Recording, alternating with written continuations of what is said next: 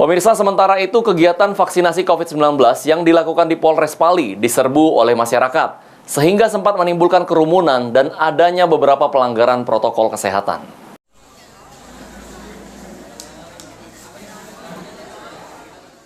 Ratusan masyarakat menyerbu vaksinasi COVID-19 di Polres Pali sejak pagi hari sehingga sempat menimbulkan kerumunan dan juga ada masyarakat yang melanggar prokes.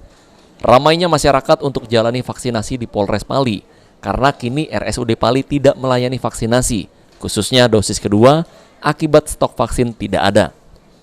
Masyarakat penerima vaksin tahap 2 saat ini terdiri dari masyarakat umum dan juga anak-anak usia 12 sampai 17 tahun. Hari ini infonya rumah sakit tidak melayani vaksin, sehingga banyak yang dari rumah sakit beralih ke Polres maupun ke Puskesmas Talangubi. Untuk dosis kedua ini sudah berapa banyak kita suntik?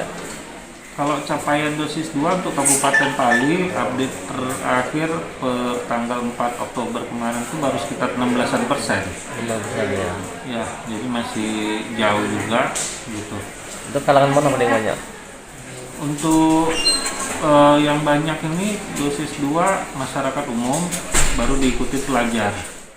Ditambahkan Dr. Zamir, hingga saat ini jumlah masyarakat yang sudah divaksinasi COVID-19, khususnya dosis kedua baru mencapai 16,38%. Sementara jumlah masyarakat yang sudah disuntik vaksin dosis pertama yakni 29% dari target 149.500 orang. Aji, Pol TV.